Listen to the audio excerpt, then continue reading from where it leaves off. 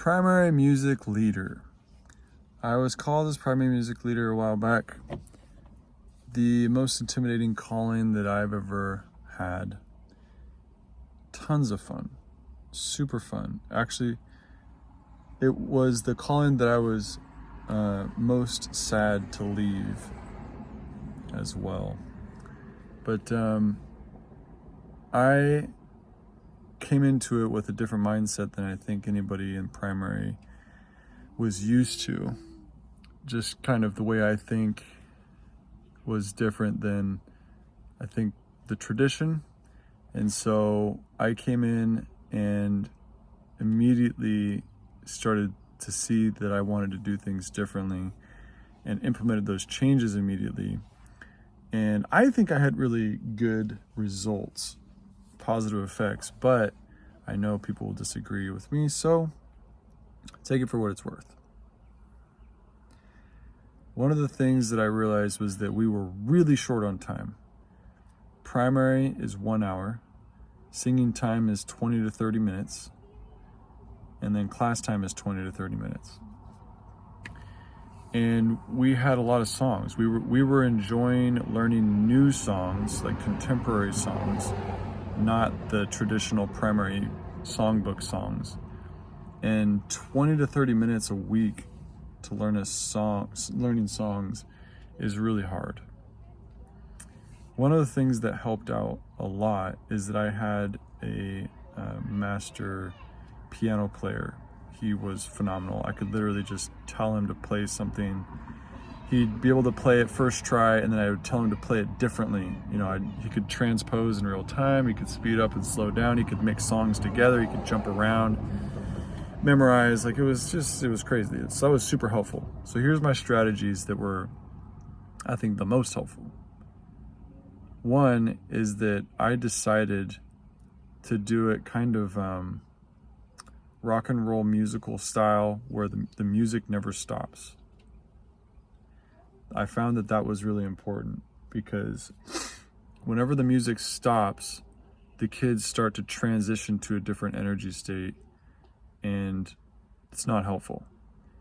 And so we would transition from song to song very quickly. So before we're even ending the next song, I'd be telling the pianist which song was next, or sometimes I'd tell him, we're gonna do this song and then this song. So he was ready to go, and we would just bam, bam, just go right from one to the next and keep the kids going. And that was super helpful to be able to get in the repetitions that we needed, but also keep the kids engaged. The other thing is that I pretty quickly realized that the games were not helpful.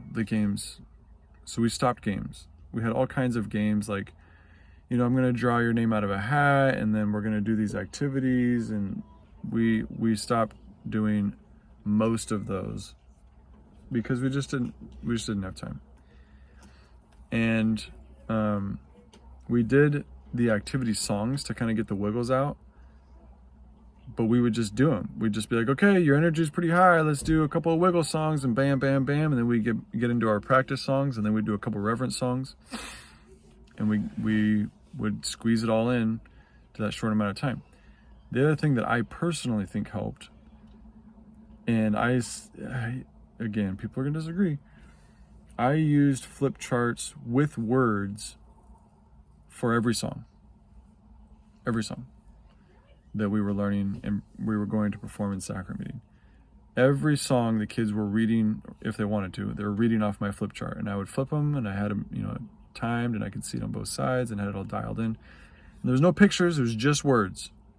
So the way I did it is that the older kids were reading, and the younger kids were just learning from the older kids who were reading. No pictures.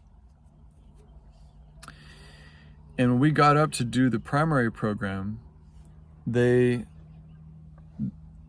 sounded amazing, in my opinion. They sounded amazing. They did really well, but they weren't looking at the congregation. They weren't looking at the crowd. They were looking at me and my binder so they could read the words and so they could sing.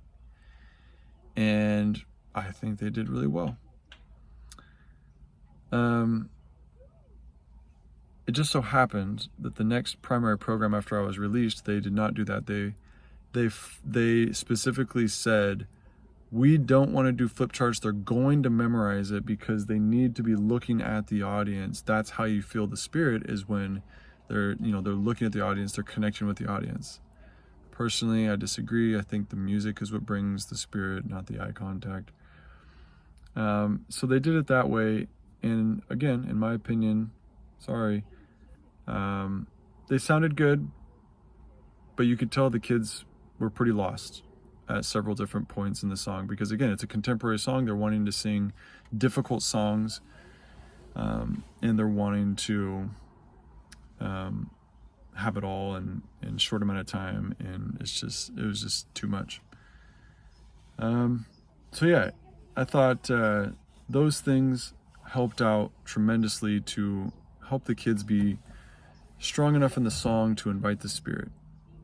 Repetitions, singing one after another, hardly ever taking time to stop and talk or explain or do games or anything, having the flip charts there. And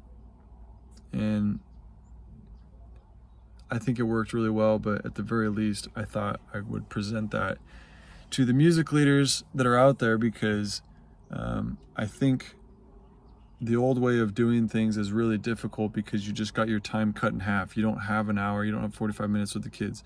You have 20 minutes, 20 good minutes to teach kids potentially songs they've never heard before, and do that for 8 weeks before they need to perform it. It's kind of crazy. We do have a lot of the kids that are practicing at home, like the kids put primary songs on repeat so that the kids can hear them, and that is definitely super helpful, but not everybody's doing that. And a good pianist makes a huge difference. So yeah, those are my thoughts on that calling. Best calling in the ward as far as I'm concerned. That was so fun. So fun.